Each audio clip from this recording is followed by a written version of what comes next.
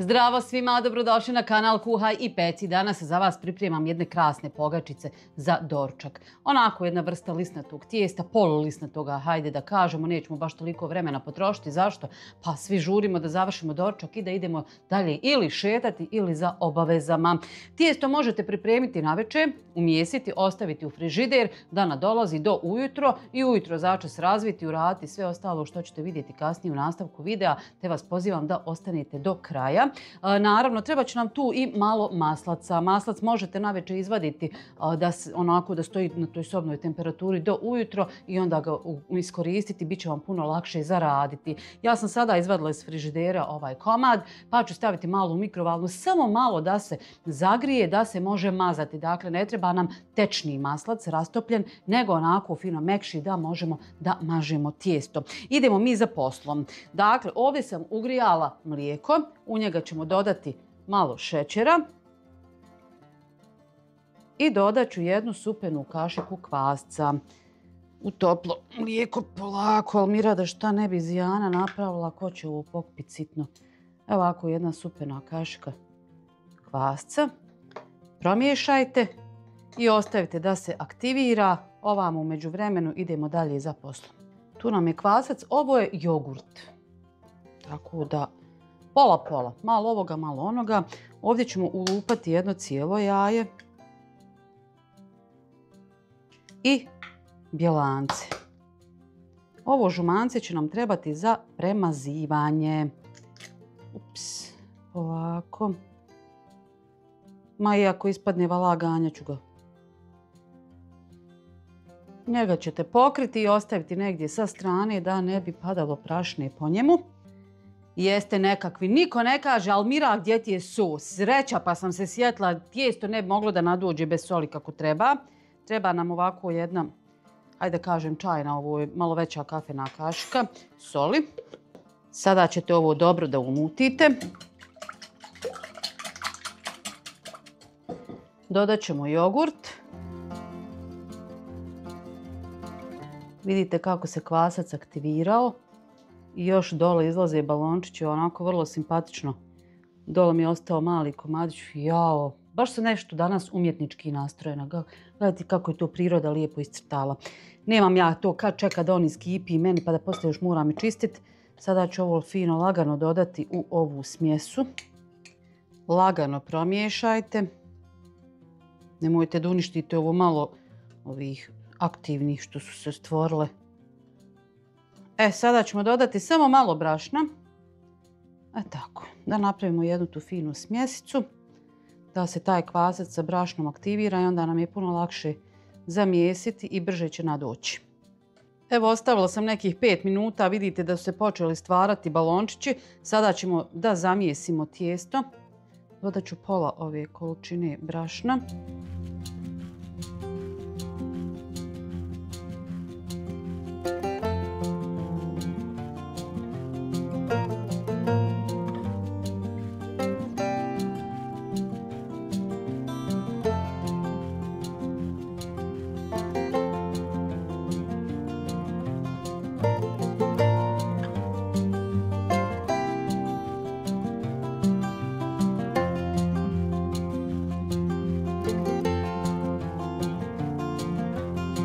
Tijesto ušuškajte, najbolje ovako ovom prozirnom folijom, najbolje uhvati za ove ivice i ne ulazi nam zrak u tijesto, zadržava tu svoju toplotu koje mu je mlijeko dalo. Eto, koliko tijesto nadolazi, često me pitate, to sve zavisi od uslova u vašoj prostoriji gdje kuhate. Pa evo, ja se nadam za nekih 15-20 minuta da će biti spremno za pripremu. Evo, kako sam i rekla, za 15 minuta pogledajte kako je tijesto nadošlo. Taman za raditi. Sada ćemo ga premjesiti i staviti na ovu pobrašnjenu površinu, malo i brašna ovamo u zdjelu da nam se ne zalijepi za prstiće.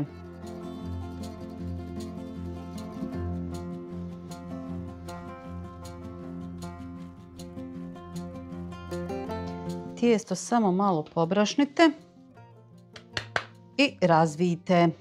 Treba biti tanje razvijeno, onako kao za picu. Eto, nemojte sad da bude baš pretanko.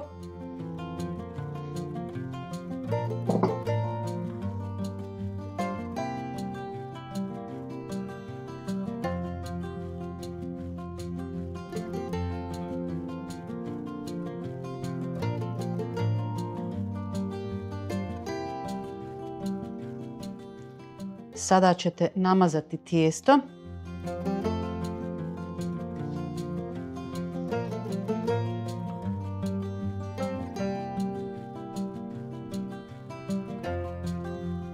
Namazano tijesto prebacite ovako.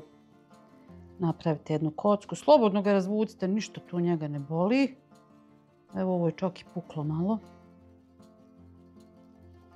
Možete ostaviti u frižider ako žurite. Ako ne, može ostati ovako na sobnoj temperaturi jedno 5 do 10 minuta.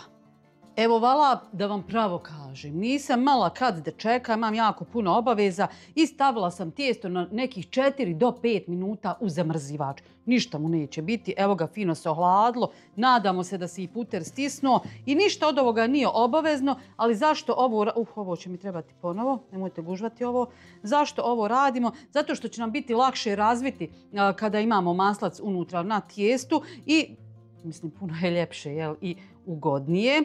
Kada radite onako da vam se ne lijepi za ruke. Evo vidite da se maslac tijesto zalijepilo za prste, ali nema veze, nije ništa strašno. Idemo mi sada to razviti.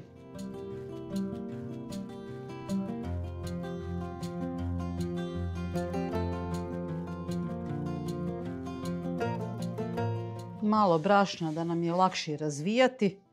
I vidite, nema problema. Jednom mi se desilo da sam tako radila tijesto.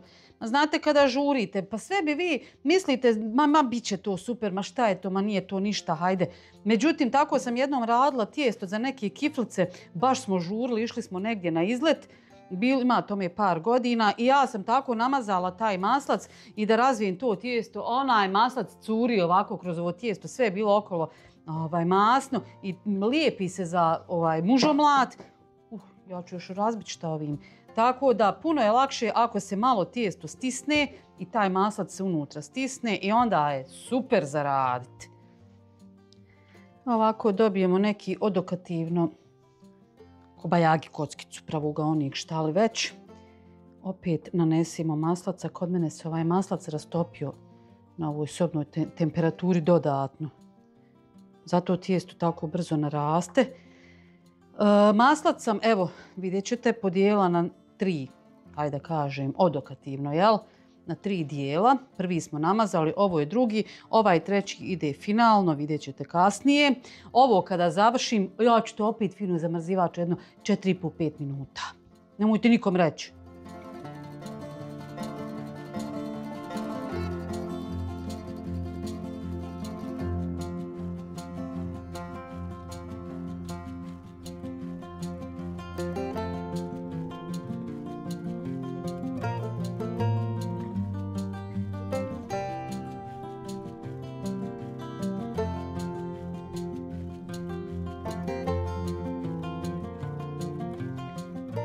Taman dok čekamo da nam tijesto se ohladi, mi ćemo u ovu zadnju trećinu maslaca da naspemo malo peršuna, otprilike jednu malu kafenu kaščicu. Dodat ću malo soli. To ćemo sve fino da izmiješamo i ostavimo da maslac poprimi tu aromu peršuna. Naravno, možete vi koristiti i svježi, ali ovaj se puno ljepše ispeče. Možete dodati malo bijelog luka. To bi bilo interesantno, ali neću ovaj put, drugi put. Svježi peršun kada se ispeče može vam se desiti da onako bude malo žilavo pod zubima. Ovaj se suhi puno lakše ispeče i bude to na kraju savršeno. To mi je isprobano, tako da ono što sam probala to ću i da vam pokažem. Evo ga, smjesa spremna. Mi sada čekamo još 1 minutu, 2 tijesto pa idemo dalje za poslom. Evo ga, završno razvijanje. Mislim, ne djelujete tako dugo kada pravite za doručak. Vjerujte, to ide jako brzo. Taman dok oni spavaju, vi to možete pripremiti fino da vam to kuća zamirše ujutro na svježe pogačice sa maslacom. Vidite kako je krasno i nadošlo u zamrzivaču, baš čudno. Nije se previše ohladilo ni stisnulo. Taman. Sada ćete ga tanko razvući. Baš kao za picu, u neki pravougaonik.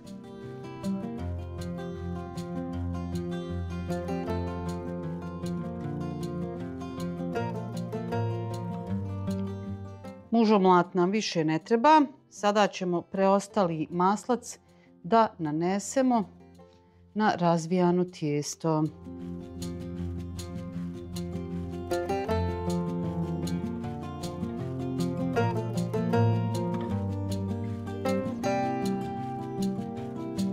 Sada ćete fino smotati tijesto u jednu rolnu. Ja sam to krenula naopačke sa ove strane, zato što ako bude motala sa ove uže, onda će mi biti onako povelike pogačice, a ne želim. Želim imati više komada, a da su male, znate. Pa u neko kom je treba uzeti će 3-4. Jel? Fino smotajte.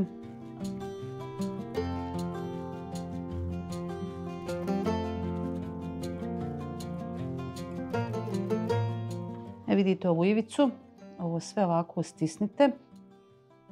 Nakon što ste stisnuli ivice, slobodno ovako zavaljajte. Vidite, odmah vam se pokaže gdje će se tu otvoriti, a to ne želimo. Mislim, neće se ništa desiti, jel? Samo će se one malo odvrnuti, što bi rekla. Tako, vidite, sad ovdje imamo onaj svoj čuveni rozi konac. Ja, otkad je ovaj konac, izgleda da slabo pripremam tijesta ova. Odrezat ćemo jedno 46 metara. Šalim se. Ovako ću ja to u četveru da mi je čvršći konac. I sada ćete fino rezati. Zašto koncem? Zato što je puno urednije nego da to radite sa ovamo mi je, nego da to radite sa nožem. Dakle, imamo pleh sa papirom za pečenje. Kada radite s nožem, koliko god da je on oštar, nakon što provučete ono tijesto hoda tamo vamo za onim nožem, evo ja ću se izvrnuti. Ovako nam je puno ljepše. Gdje ćeš, Bolan? Ostavili smo pogačice sa strane da malo odstoje dok mi sredimo ovaj nered. Prije no što namažem žumance, treba da uključimo rernu da se zagrijava. Ovako nekih 200 stepeni. A mi ćemo sada prvo da malo ispljoštite ovako. Malo da zaboravim, a to nam je vrlo bitno jer se ljepše ispeku. Sada umutite ovo žumance. Neću ništa dodavati u njega. Ni vodu, ni ulje, ni mlijeko. Naći ćete recepata i sa tim dodacima. Ja ću danas samo sa žumancem da premažem ove naše pogačice. Pogačice su spremne za pečenje.